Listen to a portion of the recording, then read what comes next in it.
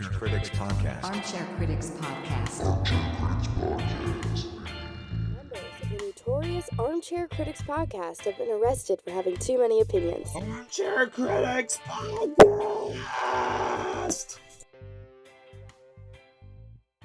Hello, everybody, and welcome to the fourth episode of the Armchair Critics Podcast. I'm your host, Aidan Howe. And I'm Ethan Engert. And in today's episode, we're going to be discussing Joel and Ethan Coen's 1998 crime comedy film, The Big Lebowski. I've never seen this movie before, despite being a big fan of the Coens, and I was really excited when Ethan picked it out as this week's movie. So, Ethan, why don't you give us a little introduction to The Big Lebowski and tell us what this movie's like? Yeah, well, I ought to start by saying I am a huge fan of the Coen brothers, and as I was watching this movie, I thought to myself, I'm going to have to keep myself focused and not rave about the Coen brothers and talk about this specific film, but I might devolve into that eventually. But I've got a little something written down. I said, The Big Lebowski is my desert island film. The reason I could watch this film on repeat is not only because it's the funniest thing I've ever seen, but because of the depth and the breadth of themes displayed. Its profound and unexpectedly beautiful message is told through apt absurdity that's been meticulously calculated by multiple artists at the top of their game, and convinces me to abide as contentedly as the dude. On rewatch, this was the second time I was watching it, I remembered that this is a dense movie. There's a lot that happens. It's complex, it's confusing, and to a point where it's not even supposed to make sense, but is slightly infuriating at that fact. But at the end of the day, when the film concludes, I feel like, okay, I think I got it. I at least loved it. Yeah, I really, really like this movie. It's such a quirky and unique film that it really took a while for me to kind of get on its wavelength, you know? Like, for the first 40 minutes or so, I'm just kind of sitting there wondering, like, okay, you know, I like the characters, I like the dynamic, there's a few jokes that made me laugh this far, but, like, where is it going, you know? And even I'd say through most of the movie, even up until the last 20 minutes, I'm just sitting there like, yeah, you know, this is okay, I'm not bored, but, like, where are we heading with this? But what changed that for me, well, I'd say two things. A, the ending is fantastic. Yeah. The last 20 minutes, spoiler discussion, of course, by the way, please watch The Big Lebowski before listening to this episode.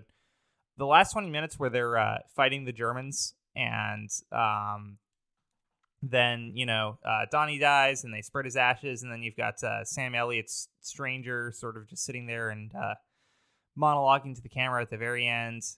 Great ending. Fit the tone perfectly. And then, you know, when I went online to like log this on Letterboxd and just kind of read up on it a little, get some context, I saw this review which said The Big Lebowski, you can't really go in expecting a conventional comedy, which I guess I sort of was, because even in the Coen brothers comedic films, you know, it tends to be a little more like a traditional comedy film, which is gag focused rather than character focused. You know, and I went in expecting a gag-focused film, which is why I felt a little disappointed in some ways. But, you know, by the end, I was starting to realize this is about the characters. And they are such uniquely great characters, and the way they interact with each other is perfect. The characterization is played out so well. They're all played perfectly by their respective actors, and they feel like they have sort of this unique place within the plot. Every character feels simultaneously extraneous and necessary for the movie to function. Yeah. It's such a you know, slightly awkward movie that every character is sort of bewildered and dumb, which, you know, definitely makes it a Coen brothers film. But you know, I just love them. I love the characters. I love the dude. I love Walter. I felt legitimately like sad when Donnie died, even though he barely did anything in the movie. You know, it's a great flick. It's a great little flick, and as you said, it's extremely dense. So I'm really looking forward to rewatching it at some point in the near future, and kind of getting more out of it. Yeah, this is it's interesting that we are looking at this from two different perspectives, for better or for worse. But I can say that it is a significantly different experience seeing this on rewatch than merely my first time. And even on rewatch, I did as well do a bunch of reading. But this is a film that came out in 1998, 1 year before probably the greatest year in cinema history. And this, I think, thematically fits perfectly with all of the films, in 99 and 2000 shared the same themes. And I think this falls right in line with that, which this is not usually a question asked on a podcast, but it's almost kind of necessary with this film. I want to ask you, what do you think this is even about? I have my ideas, but I want to hear what you think. In a thematic sense or in a narrative sense? Yeah. Thematically. Yeah. Okay, that's tough. I think it's inherently sort of a film about ideologies, I'd say. Yeah. And, every part of what makes the characters unique is pretty much every major character has their own ideology, which they cheerfully express and which carries them throughout the film. You've got you've got the dude, obviously, with his dudism, his just complete apathy towards life and his desire to just abide and take it easy. You've got Walter, who's got sort of his hyper-patriotism, interest in the military and just kind of belief in fighting for what's right, no matter what, even if he's got sort of a skewed interpretation of what's right and what's not. And then, to make it interesting, you've got the Germans, the nihilists, right? And they are presented as just as goofy, if not more so, than Walter with his patriotism / belief in Judaism, and and the dude with his apathy. It's like the Coens are kind of saying, like, all ideologies are sort of created equal, I guess, or having an ideology doesn't make very much sense. But at the same time, they're saying, like, nihilism is also dumb, which is sort of surprising. It's kind of interesting to look at nihilism in sort of the context of the Coens films, because some of their films seem sort of nihilistic because they often prominently feature characters with defined ideologies just kind of falling down and getting knocked down and sort of losing faith in their particular ideology, But I think it's more just part of the Coens sort of summation of humanity, if that makes sense. That sounds really pretentious. But what I mean by that is they basically say, humans constantly try to find ways to define themselves and to fit themselves into slots, right? And they just need to abide. They just need to go through life and be content with their loved ones and be content with their friends around them, and not be greedy. Greed plays a major part in a lot of Coen's films. Yep. And just abide, So I'd say the dude may have the closest thing to an ideology that the Coens agree with in any film.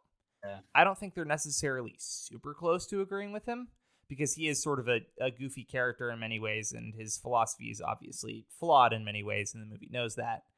But he enjoys life. He's peaceful. He's not greedy, and he is just sort of generally at peace and happy in a way very, very, very few Coen's protagonists are.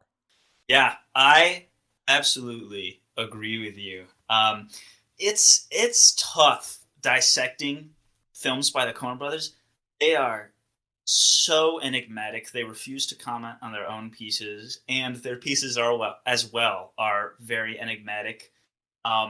Combined with the fact that they, like Mark Twain, hate the overanalyzation of their own films. So it's like, what do you even do with this heady material? But yeah, I think you're right. I think it's a lot about the social, maybe not even just social, but the societal constructs that humans have created, and kind of like how fallible they are in the face of the ridiculous randomness of life, which is another recurring theme throughout their filmography. But yeah, I think you're right about the ideologies. That's exactly what I was thinking. Every single character has some sort of philosophy that is just throughout the film. Every single one falls flat and is wrong. And I think you're right about the dude and the Coens aligning. I think I would go as far to say maybe that I think that the Coens are kind of imbuing their own paradigm into the dude, and then even recognize that this is something that we believe as humans who are not omniscient, and so even that is fallible. And it's kind of just like this. This at the end, you see all these conflicting views, but everybody is, aside from the nihilists, everybody's pretty happy with each other in the end. And it's kind of just like, maybe the best way to put it is that everybody copes with life in different ways, but as long as it's like done in a healthy way, in a way that isn't morally wrong for any reason, that's just that's the best you can do. I just finished reading The Watchmen, and Yes. that the themes of that are fresh in my mind. So maybe that's why I'm drawing this connection. But it's a very strong connection between the themes of that graphic novel and this film. There's a character, a comedian in The Watchmen, who is basically a more cynical version of the dude, and he's called the comedian because he looks at life as a joke. And there's this theme in The Watchmen of everybody having conflicting ideologies and conflicting views of the randomness and chaos of life. Yeah. And the comedian points everybody's out and shows how flawed and fallible they are. Yet doesn't think himself superior, also admitting his cynicism is flawed. And, it's very interesting. I really enjoy these types of pieces that, like I said, it's beautiful. At the end of the day, it's kind of reverence of human life, human existence, the whole universe, and kind of the individuality of a person being sacred. Absolutely. Your comment about the comedian character sort of put me in mind of something. The Coens are directors who are familiar with and like to use archetypes, sort of these ancient literary archetypes throughout their work. And I think the dude, and although I haven't read Watchmen, from what you're saying, the comedian, maybe sort of reflections of this ancient trope of the jester.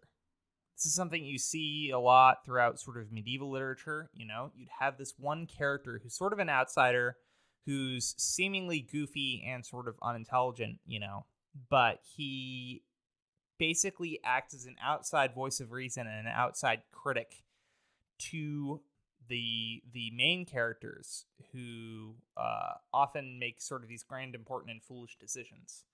One of the most well-known examples is Shakespeare's King Lear. When the king starts to go insane, and even at the beginning when he makes this deal with his daughters, he has this jester, this fool, following him around, who will periodically just make fun of the king or whatever, or just yell out statements that would be enough for anyone else if they said them to have their head chopped off. But because he's a jester, people let it slide, and he's basically giving advice to the king and criticizing his decisions. Yeah. This is a movie that centers around a lot of fairly powerful characters within the context of LA. I mean, Jeff Lebowski isn't as powerful as he initially appears, but he's still a powerful man. He's a rich man, kind of. And you've got, he encounters, is it Jeffrey Treehorn is the porn mogul? Yeah, so he encounters Treehorn, he encounters all these other characters, and he sort of plays the fool to them, especially to Jeff Lebowski, and he kind of upends their worlds and criticizes them in ways no one has criticized them before. So that could be part of, that's just one layer within this extremely weird and dense movie. But I think it may sort of choose to be one of those works of literature focusing on the fool instead of the characters who would probably be the main characters if it was written by someone else. Yeah, I very much agree. And that kind of makes me think of one thought that kept coming to me while I was watching this. Yeah, these characters are like rich, and they could each be a main character. One of the reasons this film is so brimming with, I don't know what I would call it, maybe style, maybe just stuff, is because these characters are so real, and each one has a very unique identity. Entire ideologies are represented by one person in some cases. Mm-hmm. But it makes it very believable, and this is a film that is very popular in like stoner culture, and I can see why, because it feels like a trip very often. And I'm not just talking about these literal hallucinogenic sequences. It's just so full of substance, and those characters bring that extra flair to it. Mm-hmm. You also mentioned the Coens using being kind of derivative in a unique way, and that made me think of the opening of the film. It looks like it's going to be a Western, from the text to this deep southern voice monologuing while this tumbleweed, an actual tumbleweed is blowing across a landscape. But then you also have this other scene where the dude is pursued, or followed rather, by this like detective, this private eye pulled from a noir, something film, comic, whatever. Yeah. And it's like, this guy is not even in the right movie. And it's like, it makes me think of the same thing with the characters, that it's just like, real life is not, one genre or one type of person. This film is so full of conflicting ideas and conflicting tropes. And it's just like, I don't know. I keep thinking it looks like real life. It's just as chaotic. And, I know that's what the Coens were going for, because that's what they said it. They said it's like a film about nothing. Stuff just happens. And at the end of the day, like, I remember the first time watching it, I'm just like, why did that happen? The dude like scribbles or Jackie Treehorn is taking a call, and he like writes something down, and the dude like this, cool spy or something goes over to take the pencil and like write over the indentation and see what he wrote. And it's just like a picture of a guy with a gigantic penis, and that is the last time that moment is ever referenced. It's just chaos for 2 hours. It is chaos. Yeah. One thing was it definitely has a strong element of sort of magical realism, I'd say, Yes. where like everything is realistic, but also feels like slightly off and weird. And there's just like a few too many, bizarre coincidences or bizarre events to make it feel fully realistic, which is what they were going for. But, I did some reading, and it really surprised me how much of this was based on real life, Yeah. The dude is basically based on two people they encountered. One of the things that stuck out as the most unrealistic to me initially, was where he like goes to recover his car, and he finds the kid's homework in the seat, and he's like, oh, now I can just go track down this kid. This is awesome. That part was based on real life. This guy the Coens knew, his car was stolen, later recovered. He finds this high school kid's homework in his seat, and he tracks down the kid. That's crazy. Yeah. So I think you're absolutely justified in that comment. Very, very interesting the way it just kind of mixes things together. I like your comment about genre. Each of the characters feels like they could be the main character of their own movie of a different type, Walt, you could have like a military movie featuring Walter. The dude, I'd say, is perfect as the main character of this movie. You know, he's the only one who doesn't feel like he wandered in from something else. And that's sort of reflected in the initial narration where it says, like, you know, some men just fit into their times and places, and nobody fit better into LA in the early 90s than the dude. Yeah. I'd like to talk about Sam Elliott's stranger character for a minute. Wow. Okay. Yeah. So, yeah, I can't pretend I have a real defined idea of what the Coens are going for there. But, again, one of their other favorite things to do is to sort of reflect on these kind of ancient folktales by having this sort of mysterious and possibly supernatural characters wander into their stories and just occasionally bump into other characters. You could make the argument that they're even supposed to be like angels or demons, just sort of wandering. Yeah, right. Yeah. Like Anton Chigurh is one character who's quite possibly a demon in human form or something of that type. Right. Yeah. You know, there's a character in Hudsucker Proxy who appears near the end who reminds me of that. You know, and a few other films, Inside Llewyn Davis, like some possibly supernatural stuff happens. But in this movie, you know, Sam Elliott seems to be some kind of beneficent spirit. He certainly knows more than he lets on, as demonstrated by the way he addresses the camera at the very end. Yeah. Which is, again, you know, the cherry on top of this very surreal Sunday of a movie. And yeah, you know, it's really, really just interesting to see that. And he sort of, he may be the closest we've come in a while to Joel and Ethan Coen speaking directly to the audience. You know? Yeah. He kind of reflects what he thinks of the movie. It's like he's been watching along with us. You know, he says, you know, I enjoyed it. It was funny. Some parts I didn't like when Donnie died. It's goofy. It's like it's literally like this character has been watching the movie with us. It's just insane. Yeah. Yeah, it's with Coen Brothers films, and this one in particular, it's tough to separate like what is just a joke, what is just supposed to be ridiculous, and what is one of the most deeply philosophical thematic elements of the film. And sometimes it's just like a bit of everything.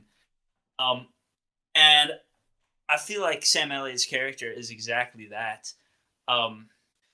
This is a film that's tough to describe, and I was very excited and a little bit anxious for this episode because of it. Because it's like a word you've always known, but somebody asks you to tell you what it means, and you hesitate. I kind of internally, my soul understands this film, but like I can't always put it to words. Yeah. But I think there's this concept of change. I think there has to be, especially, you know, this being a film from the 90s, so close to the end of the 90s, no less. But I wonder if Sam Elliott's character, the stranger, is supposed to be kind of like this.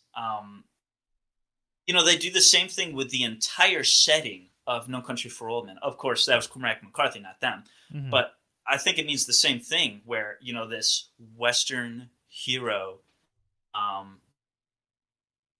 kind of like always in current modern society embodies times of the past, thoughts of the past. And, you know, this is taking place in 1991.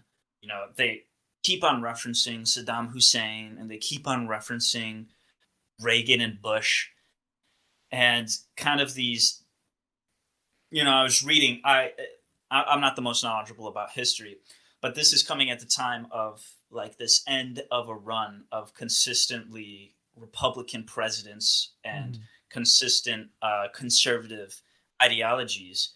And, you know, there are a few places in America less conservative than LA. I think there's Sam Elliott coming right off the bat with him kind of sets the tone for this idea of this consistently 90s theme of change in a way that's kind of like, it's woke, to put it in the vernacular of the time, as Maud would say. And it's like a film about, we have created these ideas, philosophies, and social constructs. You're trapped in them now. Get out.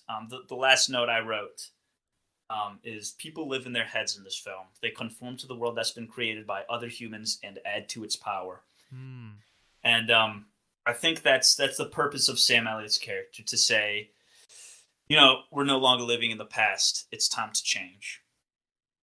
How do you think his character in particular necessarily expresses change? Just sort of his omnipotence, or his call to abide, like the dude?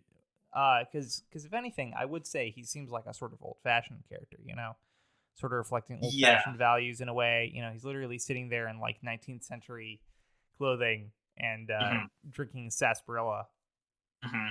Yeah. I guess in the fact that it's like, and I guess I'm thinking more of the reason that he is beginning this film and his style as this like Western narrator, as you have this conception of paired with the opening images, paired with this conception of classic Western heroes being, yes, classic for a reason, bygone time, and you see this one specific shot of the tumbleweed roll over the hill, and you could show this to somebody and convince them this is a film from 1960 or something, starring John Wayne, until the tumbleweed comes over the hill and it's the lights of LA, and in that moment it's like a visual representation, I think, of the world changing, and Sam Elliott being this man opposite the dude, a man out of his time and place. Kind of shows that's why I think he represents change in a satirical way, that even though he is pretty omniscient, he doesn't really understand exactly what's going on in the film, I think, and that he represents this long gone time. Yeah. Okay, that's a fair point. Again, this movie is just so dense. There's so many layers to it.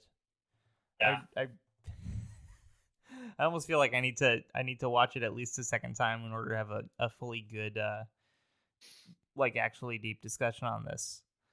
Yeah, that's why it's my desert island film. Like, even after this and reading a ton, I'm just like, oh my gosh, I need to watch this again right now. A rewatchable comedy, and there are a few, but there are some. Oh, A yeah. rewatchable comedy is a thing of beauty. They're very different films in sort of style, I'd say, but I would compare this to the Three Flavors Cornetto trilogy, including Shaun of the Dead. They're rewatchable for different reasons, slightly different reasons at least. Like we were talking about, Big Lebowski is character focused, and the Cornetto films tend to be more gag focused. They're just mainly rewatchable because there are just like hundreds upon hundreds of gags packed into like every corner of the screen at every conceivable moment, down to the way the characters move and the way the camera positions itself. Every second of the film is packed with gags, which is why those movies are rewatchable. Big Lebowski, except during the dream sequences, I'd say, is often fairly laid back in its filmmaking, It does like to get crazy at times. Like, occasionally there'll just be like a stylized little quick zoom or sort of a crazy weird panning shot or whatever. For the most part, it just kind of sits back and lets the chaos of the actions you're watching unfold. And again, that's Roger Deakins and how he tends to work with the Coens. Oh my gosh. He likes to stay stripped back. And, I read the interview behind the scene, and the Coens told him, make it as stripped back as you can while still showing the material and making it look, good, making sure it has a nice color palette and stuff. Except during the dream sequences, and they're just go nuts. Yeah. Yeah, The second note I wrote while watching this is Roger Deakins in all caps with 3 exclamation points. I love Roger Deakins so much. And I underrated his cinematography in this film the first time through. But it's just like, I love the way that, I was talking last episode about the camera movements in Scarface being effortless. Yeah. But it's just like I said in my the my thoughts written down. I said that's been meticulously calculated by multiple artists. Roger Deakins is the main artist I was thinking of who meticulously calculated this film.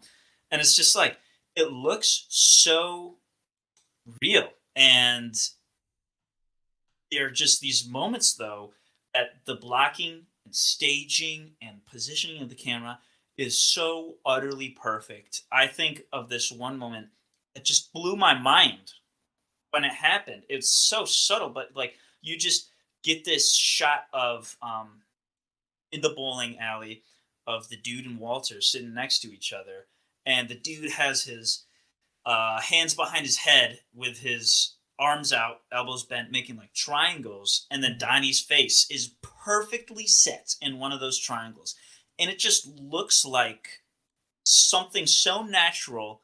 But I bet Roger Deakins was like, all right, I'm going to put the camera right here, and Bridges, you have to like move your arms exactly like this. Donnie, lean forward right here, or Buscemi. And it's just like, in a moment that lasts 2 seconds for me to gawk over. It's perfectly calculated. Yeah. I think your point about the blocking is good. And it sort of comes back to the genre thing. The camera itself seems to work in different genres at times, when it mixes in these different elements.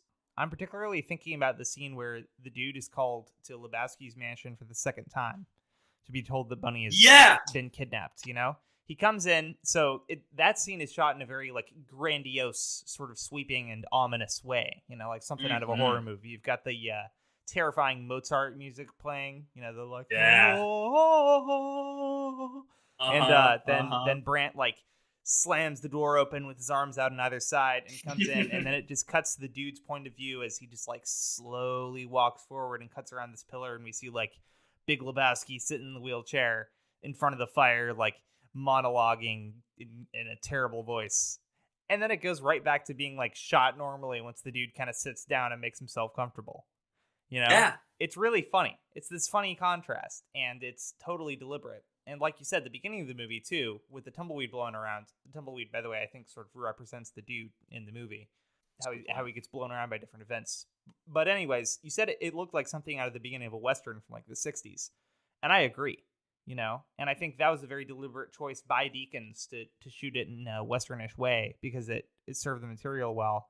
And then as soon as the tumbleweed blows over the hill into LA, he then starts shooting it in more of a laid-back, carefully blocked but fairly minimalist comedic way.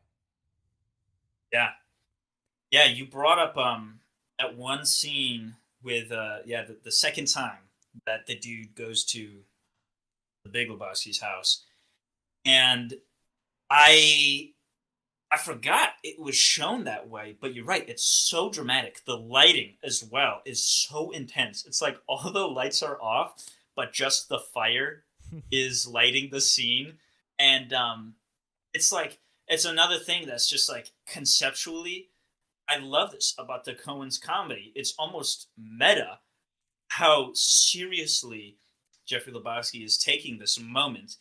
And yeah, your wife is kidnapped, it's gonna suck. But in the tone of the film, it's just so stark. It's like, what is even happening right now? But that, I thought, lent to an even deeper point about the film. That these characters, like I said at the end, they live in their heads. They have kind of created their own worlds around them. Yeah. And each character kind of has their own visual language about them. And that scene, you see Brent and the Big Lebowski are very, very serious people. And so this is a very absurdly serious scene.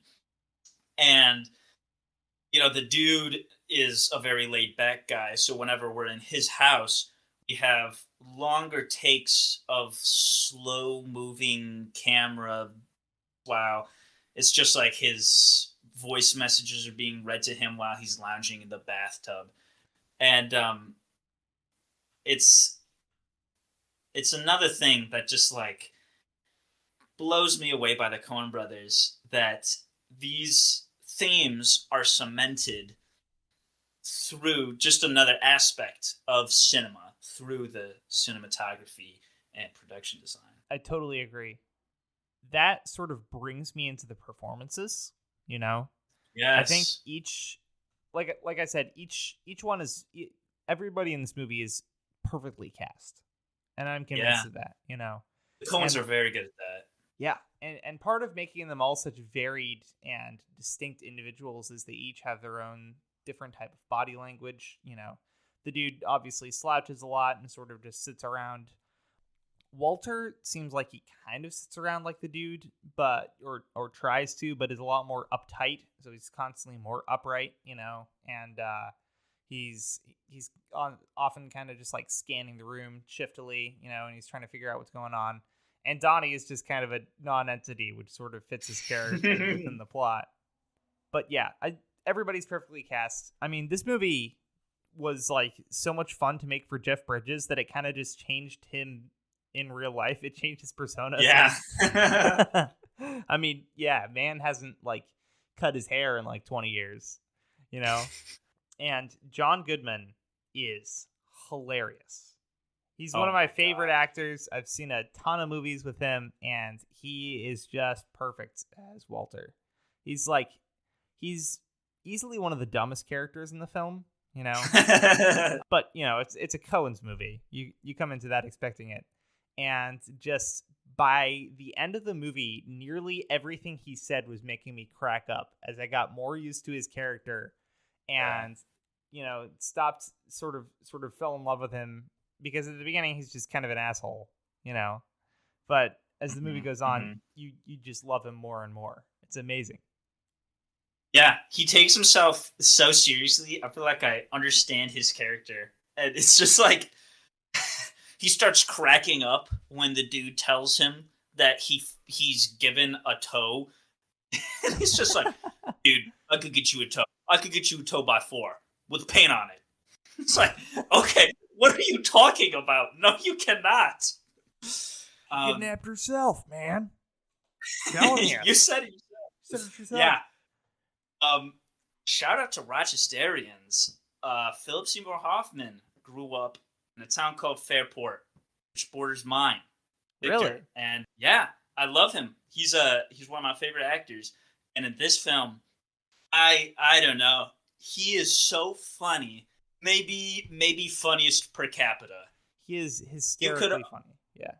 It's just like the Coen brothers also created this absurd character for him who's just like an AI put together every butler in every piece of media and just created like the goofiest, most stereotypical one ever.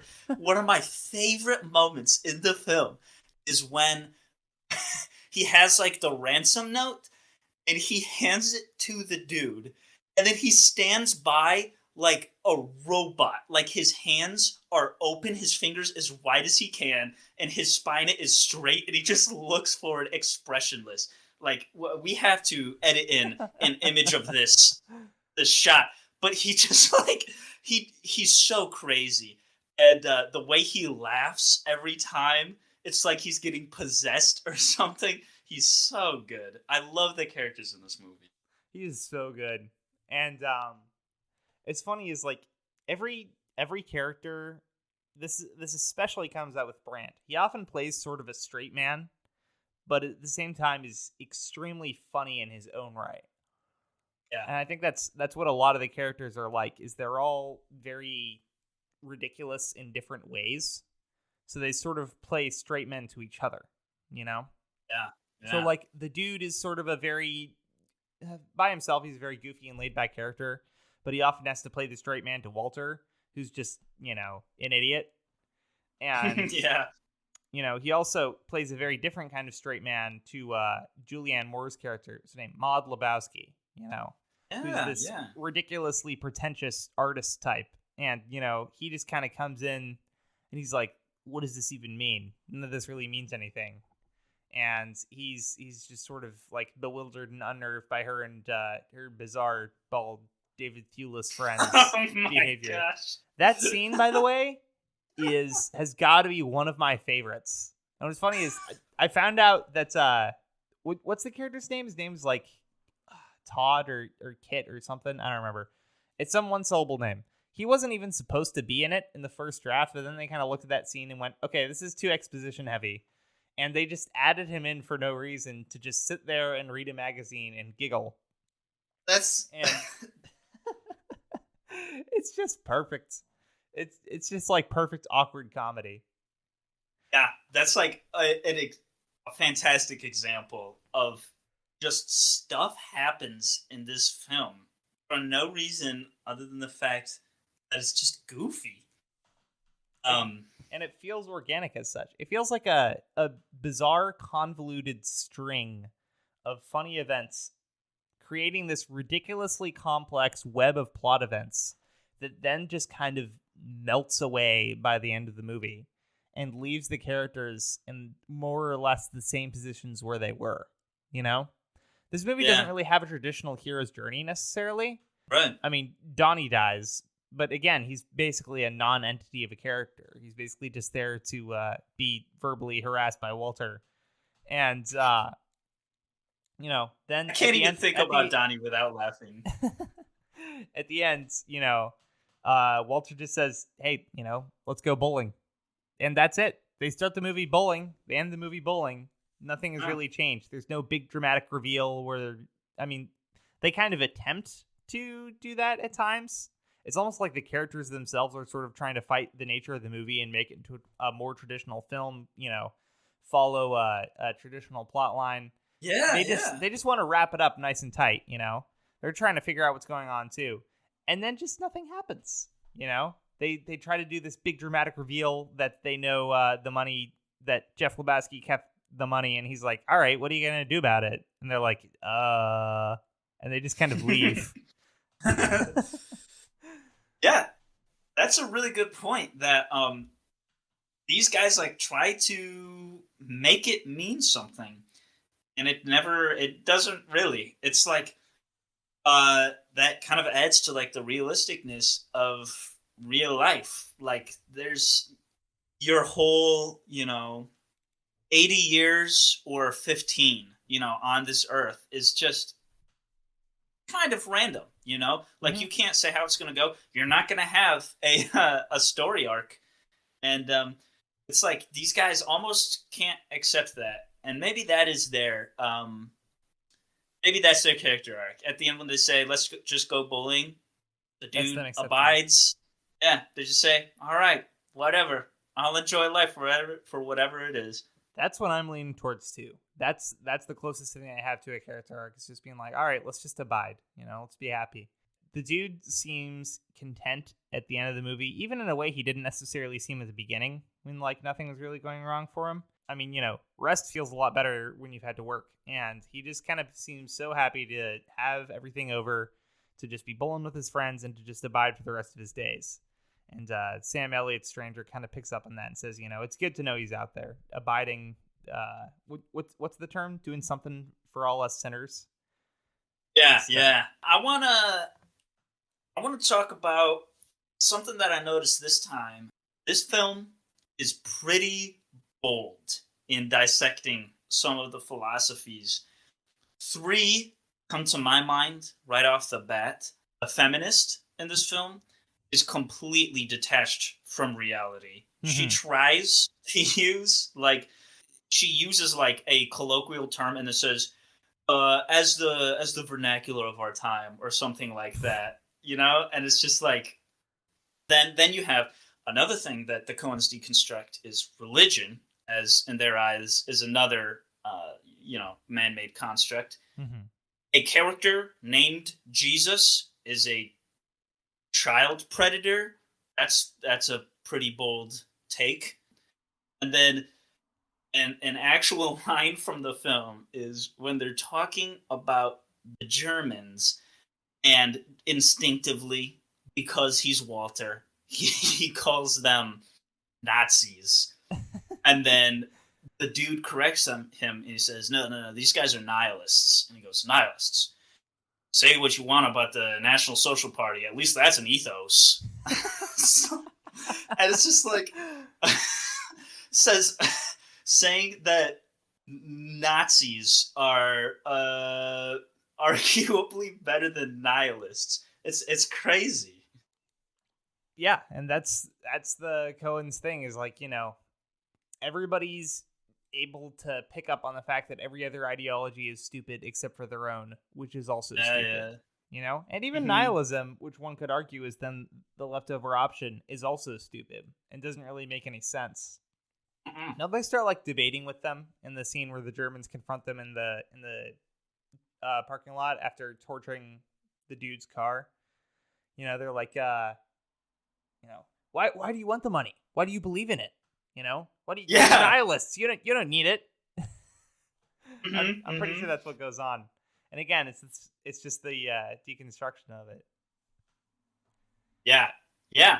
What do you think is your favorite scene? Now that you've seen it twice. So that's tough. With comedies, it usually comes down to one specific joke.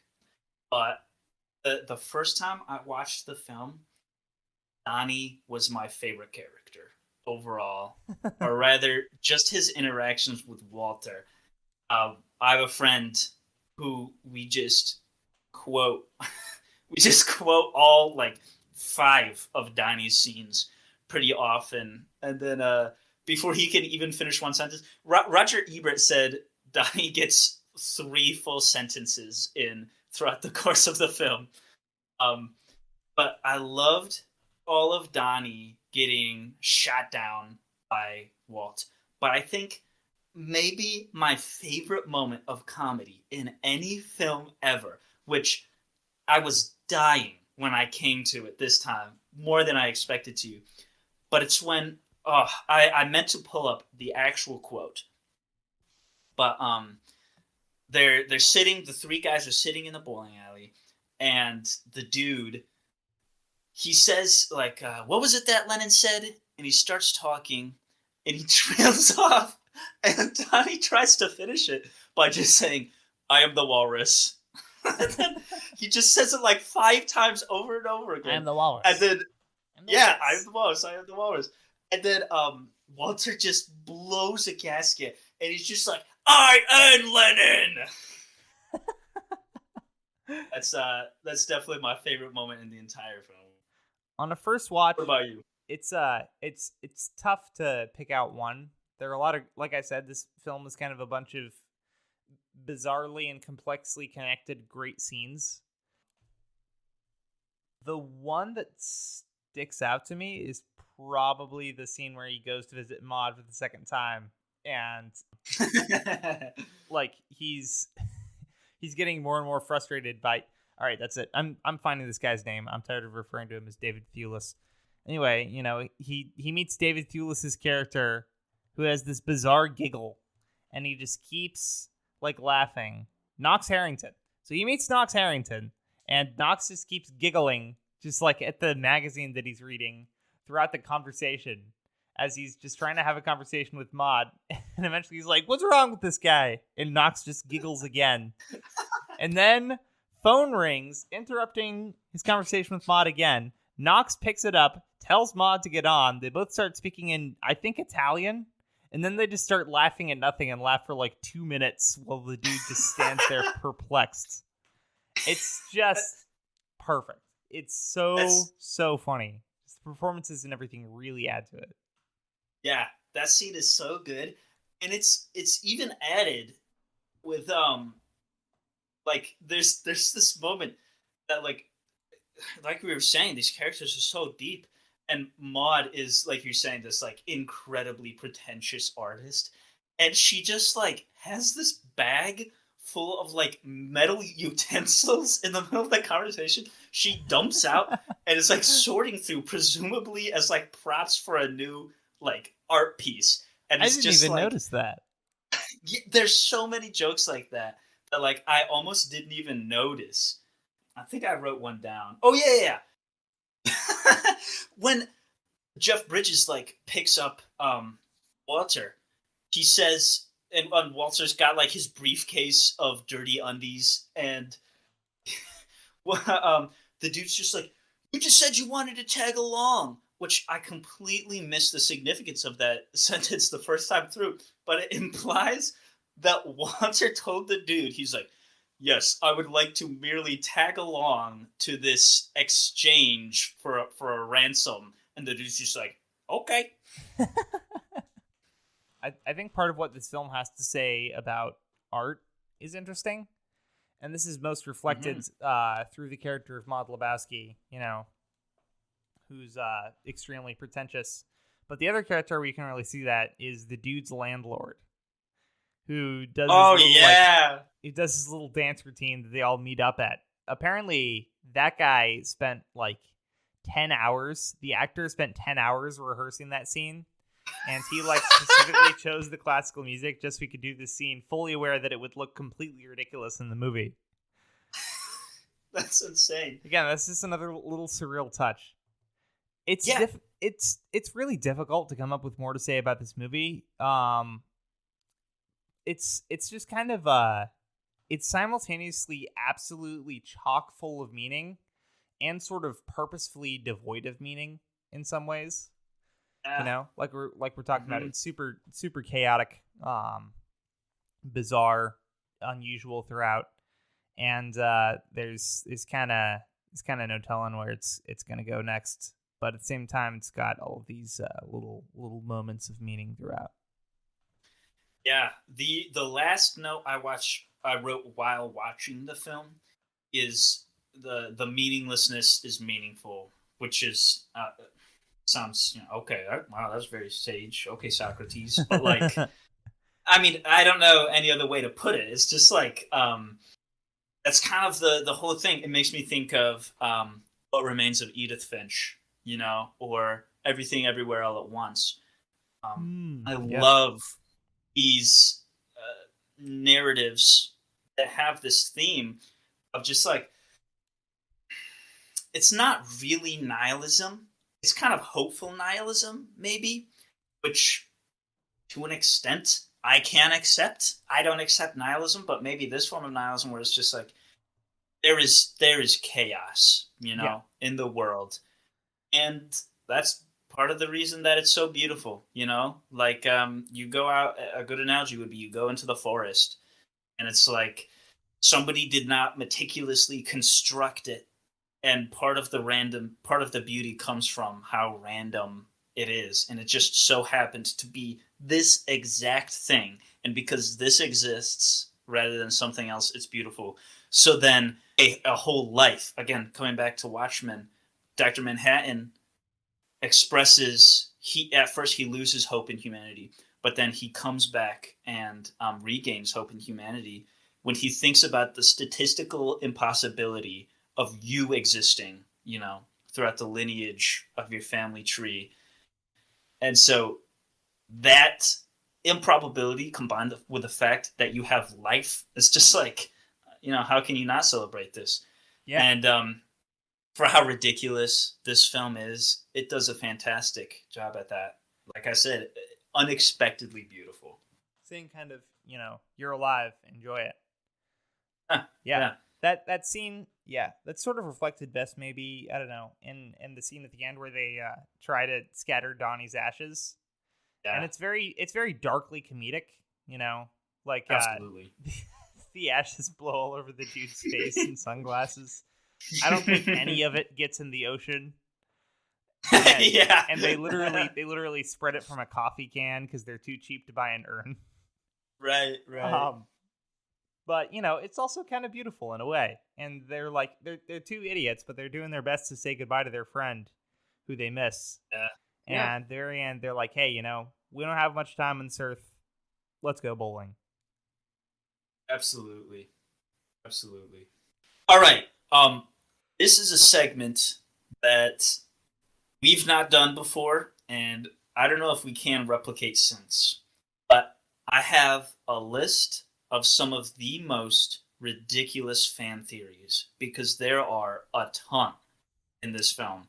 So let me excited. know. I'll just fly through some of them. But possibly the most popular, Donnie isn't real. The Coens actually disproved this, but I don't know what's going on with Donnie. Honestly, I did so much reading on him, I can't figure him out at all. Like, I noticed he wears his bowling shirt, has a different name on it every single time. What? That brings, and it never says Donnie. Which actually brings me to another theory that Donnie is a serial killer. And that's why he has so many different people's shirts with him. So the shirts are like trophies? Yeah.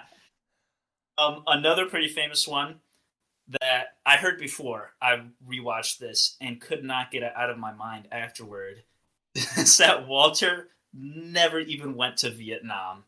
I don't know if it's true or not, but it kind of makes sense, and it kind of makes his character even funnier. Considering since what a he whacker he is. Yeah, he never stops talking about Vietnam. You know what? That's my personal headcanon now. I think Walter never went to Vietnam. I could not get it out of my head. I think it might have to be mine as well.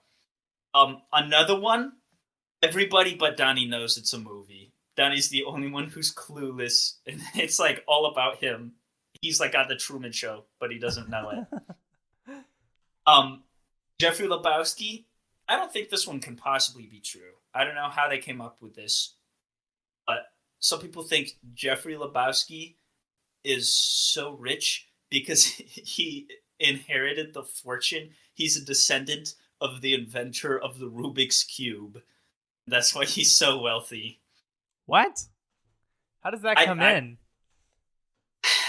I don't know how people put that together. I know people love this film enough to literally invent a religion around it. Oh, yeah. So maybe people have, like, analyzed stuff that wasn't supposed to be analyzed. I'm sure the Coens are happy about that.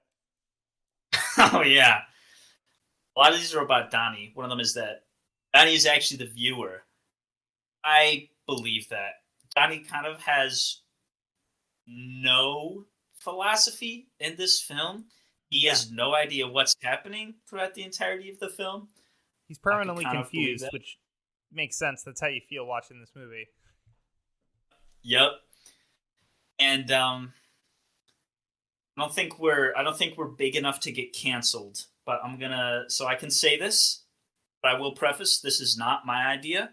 But there's a large group on the internet that believe that the Coen brothers predicted 9/11 through the Big Lebowski, because at the beginning of the film, the dude makes out a check for 69 cents, and the check is dated September 11th, 1991, and then it immediately cuts to President Bush on the television. Talking about Iraq. Wow. Yep. So not only that, but they believe that Bush did 9/11 too, and the Coen yeah. The Coen brothers helped Bush do 9/11, just like Kubrick did the moon landing. Absolutely, it's all connected. Mm-hmm. That's insane. Are there any other particularly good ones? I'm loving these. That's all that I've got. That's the list I've compiled. Big Lebowski. I think fan theories, man. I think my favorite, even though it's the one I believe in the least, my favorite might be Jeffrey Lebowski, the Big Lebowski, inherited the Rubik's Cube fortune. I didn't know this until I read about it on Wikipedia, and I don't even know if you've heard of this. A spin-off of the Big Lebowski was made and released in 2020. By John Turturro. Yeah. Yeah, and the cast to this film is just insane. It's got Bobby Cannavale, Audrey Tatu. I don't know how you pronounce that, but it's the girl from Amelie, Pete Davidson, John Hamm, Susan Sarandon, and Christopher Walken. What the heck? Yeah, That's crazy. yeah, and it's supposed to be pretty bad. Sadly, but still, it is bizarre that this was made. It was a massive flop, apparently. Budget of $4.5 million and a box office of $64,000. Ouch. I mean, I'm still compelled to watch it because, honestly, I understand why Jesus is one of the most beloved characters in the Big Lebowski. There's actually one poster that it has like this gold color palette, and it's very over stylized, and it's just like, the floating heads of characters looking incredibly intense behind like this bowling ball about to knock over some pins. Yeah. But then right in front is just Jesus dressed all in pink. Just like edited in. It looks like just slapped right in there. I found it. This is hysterical. This is a horrible yet hilarious poster. It's wow. Like,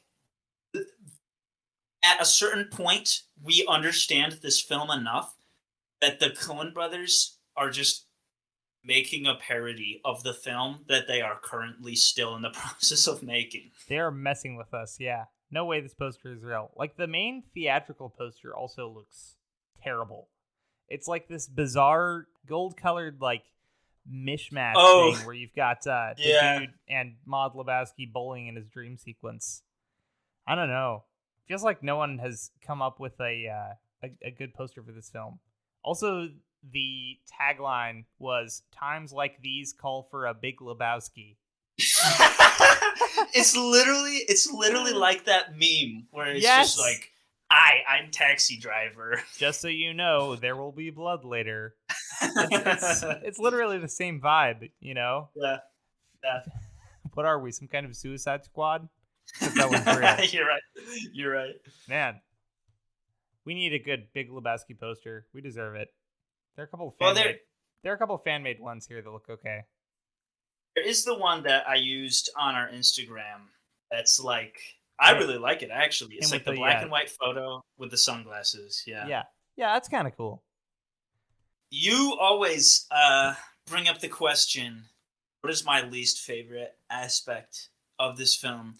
And I'll pose it to you after this. Sure. But I need to say, the Coen brothers are my favorite directors of all time, because if I were omniscient, I would just make films the exact same way they do. They're just like all for me. I agree with every single decision they make.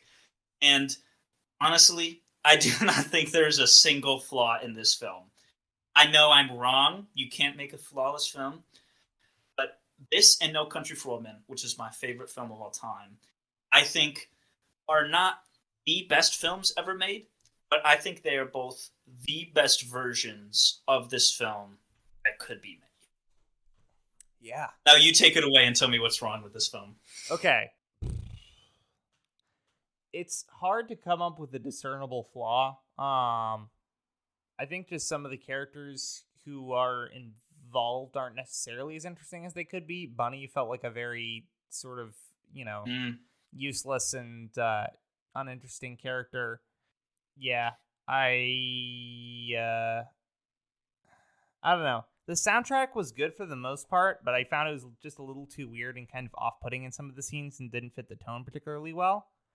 I'd say that's another minor complaint. But for the most part, that is nitpicking. Yeah. And maybe it's just because it's the vibe of the movie is still I'm kind of getting used to it. But I do wish there were just a few more laughs per minute. It's not a gag heavy movie, and that's fine, but it is still a comedy, Still, it's an extremely funny movie, and those are just those are minor complaints for the most part. Overall, I really like this flick, and I think I'm gonna like it even more in a rewatch. Yeah, it's it doesn't deserve it. It requires it. Yeah, absolutely. All right. Well, Aidan, I have to say, so far this is my favorite episode of the podcast. I had a lot of fun on this one, getting real deep, and then getting to laugh about it. This is exactly everything I love about the Big Lebowski. Oh yeah. Well, thank you guys for listening. This is the end of the episode. Next week, we're going to be watching The Social Network by David Fincher. We have an email, armchaircriticspodcast@gmail.com. Feel free to email us any questions, comments, suggestions, anything you would like. You can follow us on Twitter @CriticsArmchair and on Instagram Armchair Critics Podcast, where we will be updating you on future films and letting you know when episodes come out. Other than that, thank you guys very much for listening all the way to the end. I will see you next week. Have a great week.